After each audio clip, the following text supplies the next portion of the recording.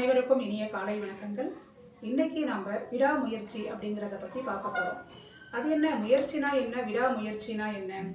நமக்கு தெரிஞ்ச ஒரு குறளுங்க, ரொம்ப ஒரு ஃபேமஸான குறள் அப்படின்னு கூட சொல்லலாம். மாணவர்களுக்கும் சரி, எல்லாருக்குமே சரி. வள்ளுவர் அழகாக சொல்லியிருப்பார், முயற்சி திருவினையாக்கும், முயற்சின்மை இன்மை புகுத்திவிடும். கடைசி 4 சீரை விட்டுடலாம், முதல் 3 சீர் மட்டும் எடுத்துக்கோங்க. முயற்சி திருவினையாக்கும், முயற்சி என்ற ஒரு செயல் திரு என்கிற செல்வத்தை உன்னிடத்தில் கொண்டு வந்து சேர்க்கும். அடுத்த சீரெல்லாம் அதுக்கப்புறம் பார்க்கலாம். முயற்சியின்மை, முயற்சி இல்லைன்னா அந்த செயல் வெற்றி பெறாது. அதெல்லாம் அடுத்த விஷயங்கள். முதல் 3 சீர் போகிறோம் மாணவர்களுக்கு. முயற்சி என்கிற ஒரு அரிய சொத்து தான் திரு என்கிற செல்வத்தை உன்னிடத்தில் கொண்டு வந்து சேர்க்கும்.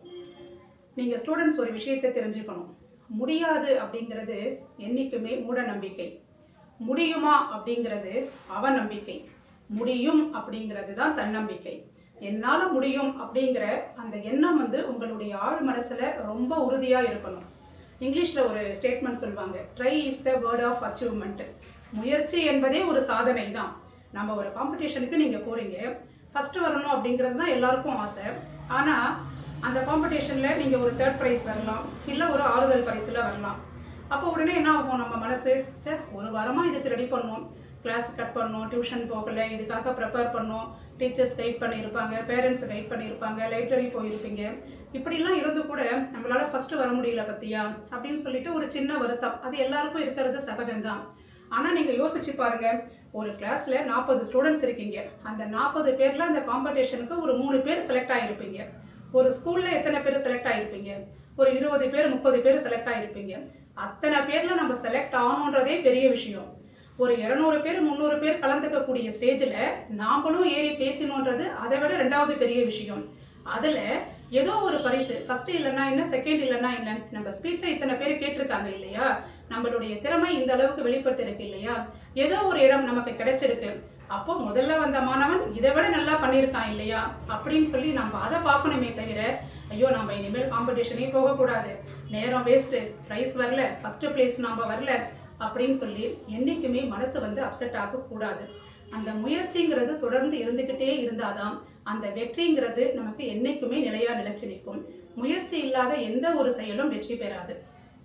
உங்களுக்கு தெரிஞ்சிருக்கும், கங்கை மிகப்பெரிய நதி, இந்தியாவினுடைய மிகப்பெரிய நீளமான நதி.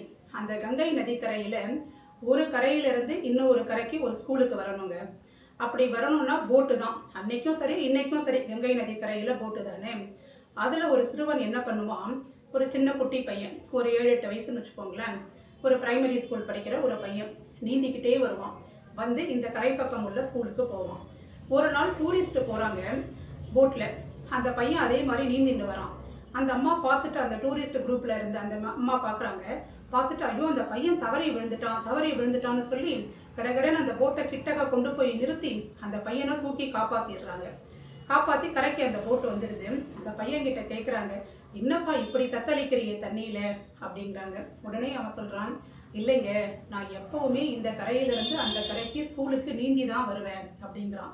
தினம் நீந்தி வருவியா அப்படின்னு அந்த அம்மா ரொம்ப ஆச்சரியமாக கேட்குறாங்க. ஆமாங்க, தினம் நீந்தி தான் வருவேன். நான் பிறந்த 1.5 வயசுலேயே என்னுடைய அப்பா காலமாயிட்டாரு. என்னுடைய அம்மா என் மாமாவுடைய ஆதரவில் இருக்காங்க. எங்கள் மாமாவுக்கும் ஒன்றும் பெருசாக வசதி வாய்ப்பெல்லாம் கிடையாது. அவரால் இந்த ஸ்கூலில் சேர்த்து படிக்க வைக்க முடியும். இந்த போட்டில் நான் டெய்லி இந்த கரையிலேருந்து அந்த கரைக்கு வரணும்னா நாலனா இந்த காலத்தில் 25 பைசா கொடுக்கணும். தினம் 25 பைசா கொடுத்து படிக்க வைக்கிற அளவுக்கு என்னுடைய மாமாவுக்கு வசதி இல்லைங்க. அதனால் தினம் நான் என்ன பண்ணுவேன், அந்த ஸ்கூல் பையை முதுகில் மாட்டிப்பேன். இதே மாதிரி நீந்த அந்த கரைப்பக்கம் வருவேன். அந்த பையை கொண்டு இந்த மரத்தில் கட்டிடுவேன். என்னுடைய சட்டையை கட்டி இந்த மரக்கிளையில் தொங்க விடுவேன். இது காஞ்ச பிறகு இதை போட்டுட்டு நான் ஸ்கூலுக்கு போவேங்க அப்படின்னு சொல்கிறான். அந்த அம்மா ரொம்ப ஆச்சரியப்பட்டு போயிடுறாங்க. இன்னைக்கு ஒரு நாள் எனக்கு 25 பைசா நீங்கள் கொடுத்துட்டீங்க, நாளைக்கு யார் கொடுப்பாங்க, அதுக்காக படிப்பை நிறுத்த முடியுங்களா அப்படின்றாங்க. அந்த சிறுவன் பிற்காலத்தில் யாரும் தெரியுமா? அவர் தாங்க ஜவஹர்லால் நேருவுக்கு பின்னாடி, மொரார்ஜி தேசாய்க்கு முன்னாடி இந்தியாவை ஆண்ட இந்தியாவினுடைய 2வது பிரதம மந்திரி லால் பகதூர் சாஸ்திரி. 25 பைசா கொடுத்து படிக்க முடியாமல் அவ்வளவு ஒரு வறுமையில் கங்கை நதிக்கரையை இந்த கரையில இருந்து அந்த கரைக்கு நீந்தி கடந்து அந்த சட்டை காஞ்ச பிறகு போட்டுண்டு ஸ்கூலுக்கு போன அந்த மாணவன் தான் ஒரு மிகப்பெரிய வழக்கறிஞர், மிகப்பெரிய சுதந்திர போராட்ட வீரர், காங்கிரஸ் தலைவர், மகாத்மா காந்தியினுடைய மனம் கவர்ந்த ஒரு மனிதர். அதெல்லாம் விட இந்தியாவினுடைய 2வது பிரதம மந்திரின்னு சொல்லி தாஷ்கண்ட் ஒப்பந்தம் வரைக்கும் திறமையாக பணியாற்றிய நம்முடைய மதிப்பிற்குரிய பிரதமர் லால் பகதூர் சாஸ்திரின்னு சொன்னா உங்களால நம்ப முடியுதா பாருங்க. இதுதாங்க விடாமுயற்சிக்கு ஒரு சிறந்த உதாரணம். உங்க எல்லாருக்கும் இப்ப இருக்க காலத்துல தெரிஞ்ச ஒரு ஜனாதிபதி டாக்டர் ஏபிஜே அப்துல் கலாம் அவர்கள். ஜனாதிபதி மட்டுமில்ல, அணு விஞ்ஞானி, அறிவியல் சாதனையாளர், உலகம் போற்றிய ஒரு மாமனிதர். அவரை பார்த்தோம்னா ராமேஸ்வரத்துல ஒரு சாதாரண ஒரு ஏழ்மையான குடும்பத்துல நிறைய அக்கா தங்கைகள் அண்ணா தம்பியோட பிறந்த ஒரு குடும்பத்துல இருந்தவர் தான். அவருடைய அப்பா ஒரு போட்மேன் தான். அவர் என்ன பண்ணுவாங்க, அவங்க அம்மா ஒரு 4-5 வீடுகளில் வேலை பார்த்துட்டு வந்து எப்போவுமே பசங்களுக்கு சாயங்காலத்தில் டிஃபன் பண்ணி கொடுப்பாங்க. அந்த காலத்திலலாம் வந்து இந்த மாதிரி எலக்ட்ரிக் வசதி, லைட் வசதி எல்லாம் கிடையாது. இந்த ராந்தல், சின்ன ஒரு பெட்ரூம் லைட் அந்த மாதிரி தான் வச்சுட்டு இருப்பாங்க. அப்துல் கலாமுடைய அப்பாவும் அவரும் ஒரு நாள் உட்காந்து சாப்பிட்றாங்க. அந்த அம்மா சப்பாத்தி பண்ணி போடுறாங்க. எல்லா சப்பாத்தியுமே கருகி போயிடுது. அவங்க அப்பா பார்க்குறாரு, ஒரு சப்பாத்தி 2 சப்பாத்தி சாப்பிட்றாரு, டேஸ்ட்டு பிடிக்கல, எழுந்து போயிடுறாரு. கலாம் என்ன பண்ணுறாரு, இன்னும் ஒன்று போடுமா அப்படின்னு சொல்லி கேட்டு வாங்கி சாப்பிட்றாரு. சாப்பிட்டுட்டு கையெழுமின்னு வந்த பிறகு அவங்க அப்பா கேட்குறாரு, என்னடா அந்த சப்பாத்தியில் சுவை இருந்தது, எல்லாமே வந்து காஞ்சி போயிடுது இல்லையா? உங்கள் அம்மா வந்து வெளிச்சம் இல்லாததாலேயோ இல்லை அசதியாலேயோ காஞ்சி போய் பண்ணியிருக்கா, அதை எப்படி நான் சுவை நல்லா இருக்குதுன்னு சொல்லி நீ கேட்டு சாப்பிட்டேன் அப்படிங்கிறார். அப்போ கலாம் சொல்வார், அப்பா அம்மா வந்து எல்லாரையும் போல வீட்டில் இல்லை, அந்த அளவுக்கு வசதி வாய்ப்பும் நமக்கு கிடையாது. ஒரு 4 வீட்டில் வேலை செஞ்சுட்டு வராங்க, அவங்களுக்குள்ள அசதி இருக்கும், இயலாமை இருக்கும். அதுக்கு பிறகு நமக்கு வந்து ராத்திரி உணவு ரெடி பண்ணணுமேன்னு சொல்லி இத்தனை பேருக்காகவும் மாவு பிசைஞ்சு அந்த சப்பாத்தியை இட்டு நமக்கு போட்டுட்ருக்காங்க. அந்த சப்பாத்தியில் சுவை இல்லை, காஞ்சி போச்சு, வெளிச்சம் இல்லை, சரியாக பண்ணலைன்னு சொன்னால் அவங்க மனசு எவ்வளவு கஷ்டப்படும்.